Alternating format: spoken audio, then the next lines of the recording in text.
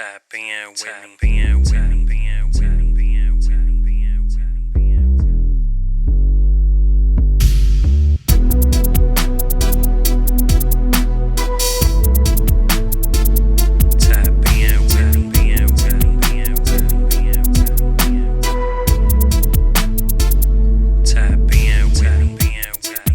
Is your mic used for spoken word, music, comedy, or podcasts?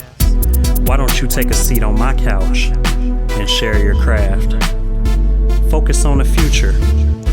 Reminisce about the past. This segment pinpoints your journey to the top. So make your presence felt before the mic drops. Tap in with me.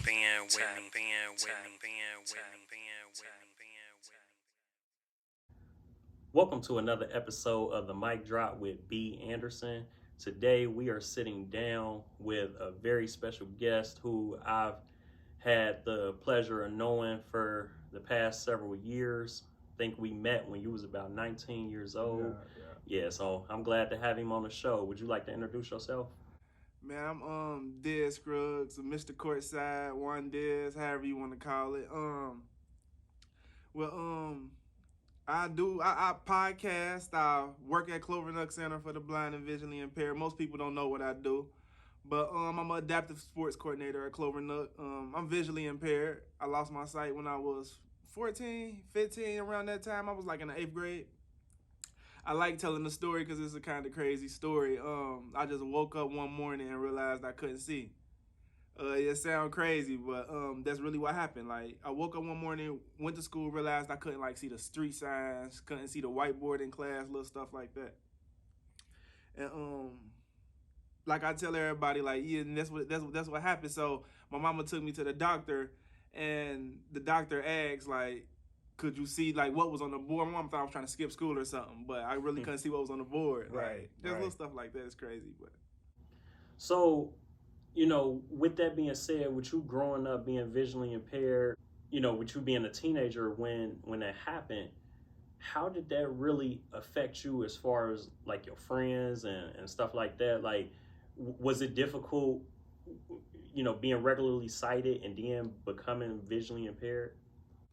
It was, because when it first happened, the doctor first told me all right, this is what it's going to be. This is my life. I'm like, the first thing as a boy, the first thing you think about is girls. I ain't gonna have no girls no more. I'm sorry.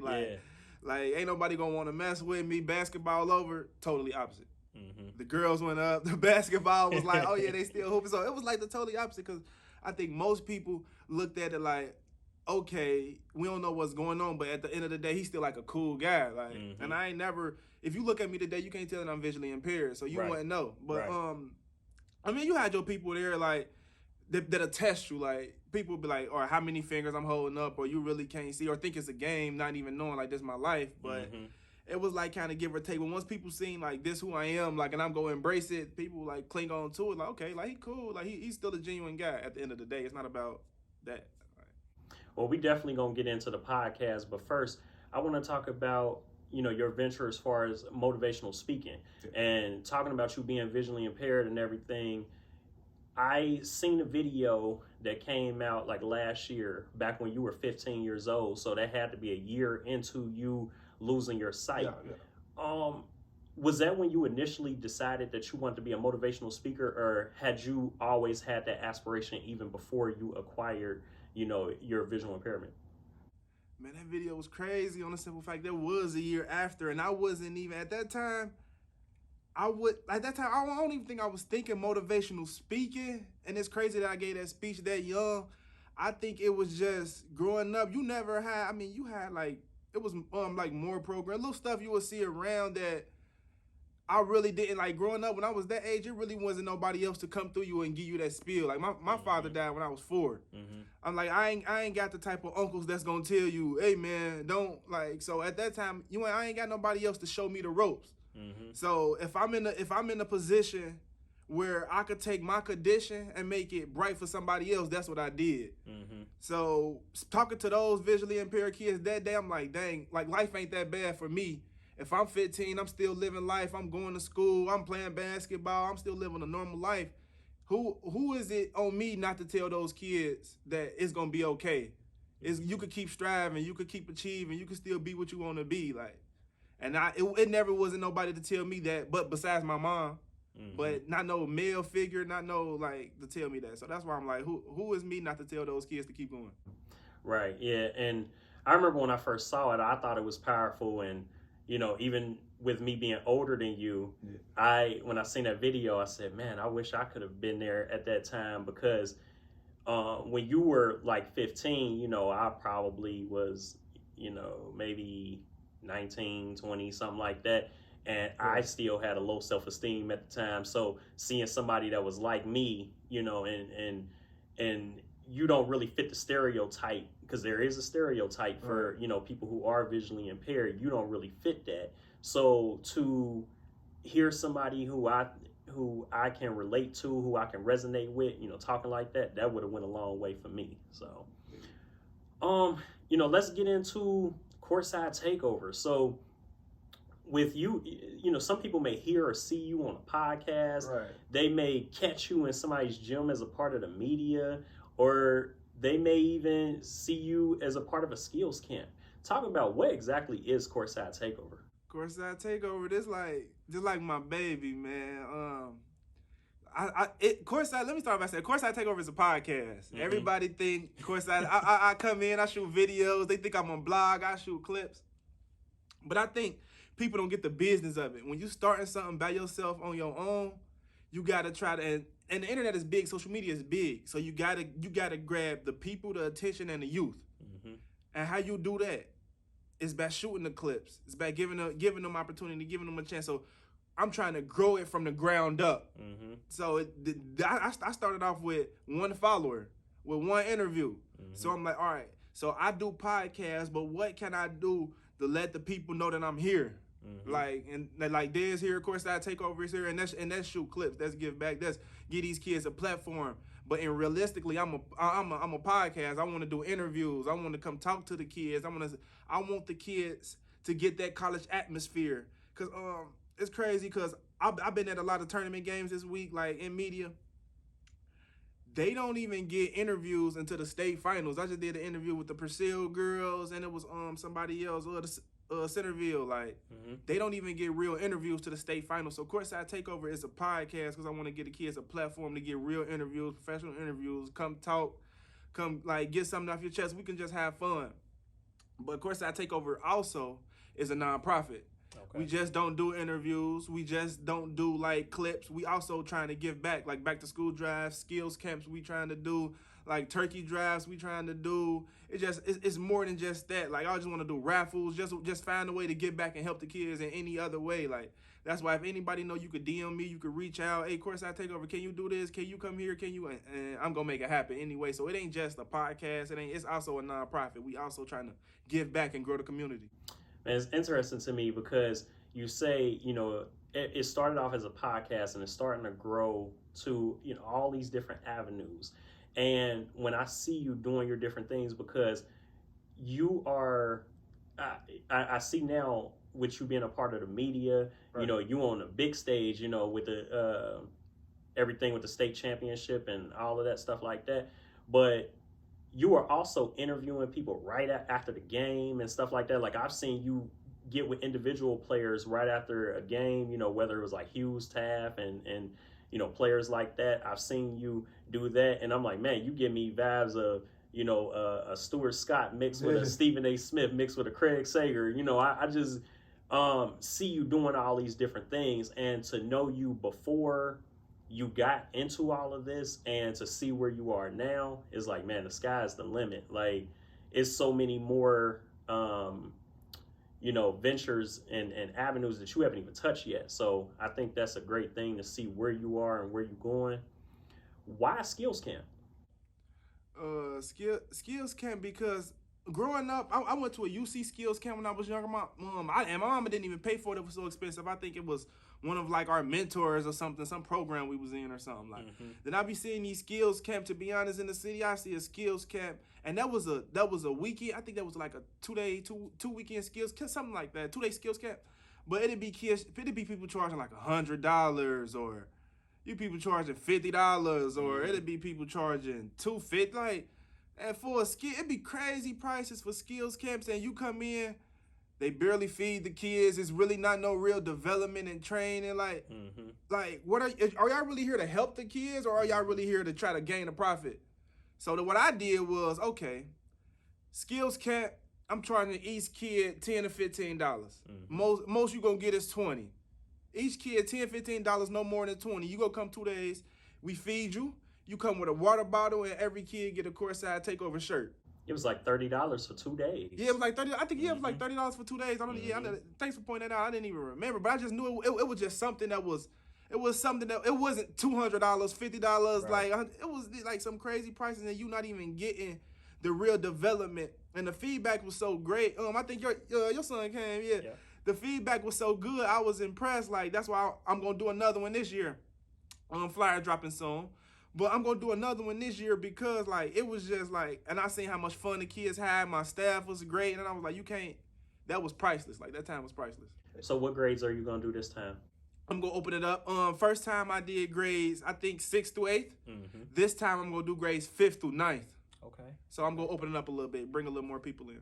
I like what you're doing by making the prices a lot less because, first of all, you are showing the inner city youth that this is not about money. First of all, you have a nonprofit, so it's not about money. And with you charging kids $250, a lot of parents can't afford that, which means a lot of kids miss out. So where I noticed, and you put this on your flyer and on the marketing that you did for this, that you welcome beginners. You know, kids has been playing for a long time and everything like that. And I think that that's the coolest thing about what it is that you're doing is, to me, I think that the back to school drive and everything is excellent. You know, all of those things that you're doing. But my favorite part of all of this was just seeing the first annual skills camp and seeing how the kids were well fed. As soon as they came in and signed their name, they got a water bottle, you know, everything like that. And you actually had dedicated staff working with beginners, working with kids that was ready to move to the next level, you know. So I think that was super great, man. And I look forward to, you know, the second annual one, man. I think it's gonna be great. Yeah, it's coming. It's coming real soon, and that's what I was just saying. But back to the podcasting thing. When I came into it, I was thinking of a way, because you said you see like Craig Sayer, Stuart Scott, Steven. That's what I was thinking. But I was also thinking, I'm just want to change the media game altogether.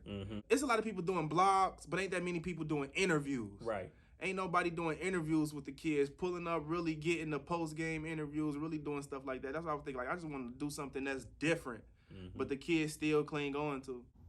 Yeah, man, it's crazy. And I wonder, and a lot of people may say, man, you visually impaired. How is it that you are all over the place? Like, literally, you've been at the girls' games, and that's one thing that I love about you. You support the girls. You know, a lot of people, we are in a time right now where inclusion is everything. Definitely. And it seemed like the girls are always getting left out. I love the way, you know, you were promoting and showing the Purcell girls, congratulations to them.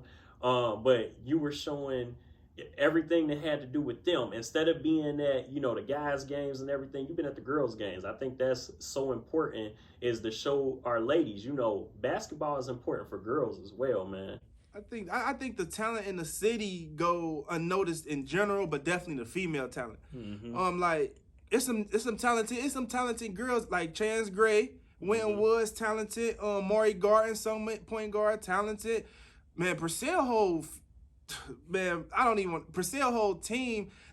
Purcell got one of the best shooters in the state, girls or boys. Jada Mosley, she can knock down the ball. Okay. You got Soleil at Princeton, nice. The girl from Mason, the big man. Cincinnati is loaded with female talent, but I think that the thing with female talent is females don't play above the rim.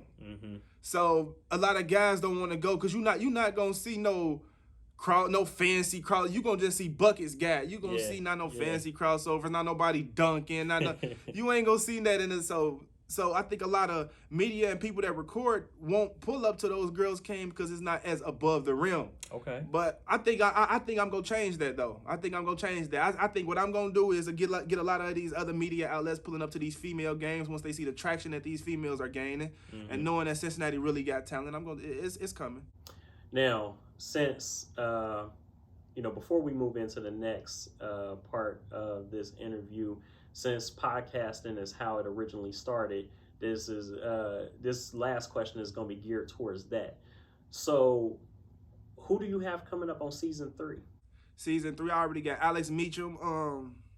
This should be a real good interview, man. We didn't finish the interview. I'm gonna get back to you, Alex. I got Alex Meacham coming up. You familiar with him?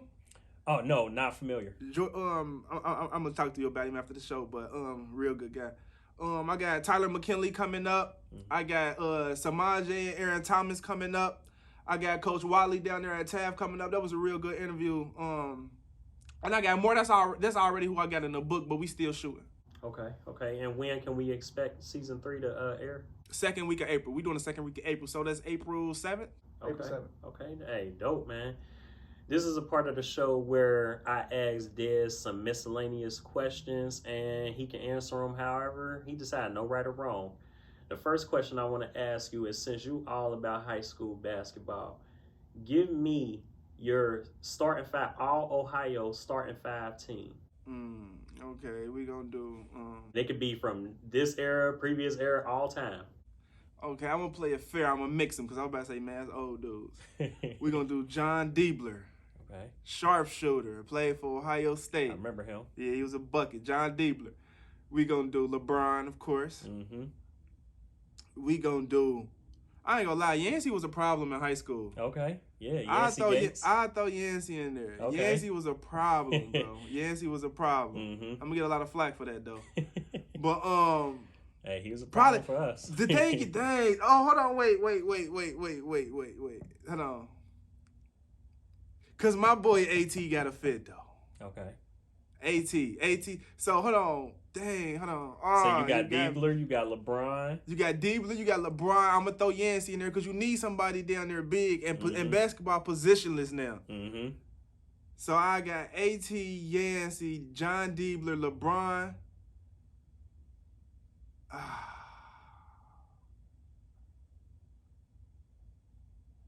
I'm gonna be biased. Hold on, that's tough. Cause I got I just need a point guard. Okay. I need a point guard. Cause I got him at the 3. I'm gonna be biased. Cause all right, I'm gonna take the easy route. Steph Curry. Okay. You can't go wrong, man. You can't go wrong. I was about to say CJ McCollum. You know CJ from here too. Yeah. Say from Canton. Yeah, I'll take the easy route. Steph Curry. Hey. Any team with LeBron and Steph Curry, man, you win it. So, if you could pick, let's keep it basketball. If you could pick one player, dead or alive, to sit down and have dinner with, who would it be? Dwayne Wade. Dwayne Wade, hey, I know that's your boy. What we talking about? I had to know, man. Had to know. Dwayne, I mean, I know Jordan fans, LeBron fans, but me personally, Wade made me want to play basketball. Okay. That's personal. See, hey, if I had to answer the question, I got to go with my boy Kobe. Yeah, man. Gotta go with Kobe, man. man. A lot of people, I say D-Wade, man. Flash. Okay. Well, where will people find you next? You can find me next in person. I'm at the state championship semifinals, TAF versus Lutheran East. That's Friday 2 p.m. at UD Arena. Podcast drop April 7th if you want to hear from me, or on anywhere else. So social media, where can people find you on social media? Instagram, Courtside Takeover, all one word. Facebook, Dez Scruggs, or go and like our page, follow our page, Courtside Takeover. And also, Twitter, we are Courtside Take 01, and TikTok, Courtside Takeover. All right. Hey, well, it's been great sitting down with you, bro. No doubt, bro. And you all tune in, tap in with this brother, man. He doing big things. He doing great things.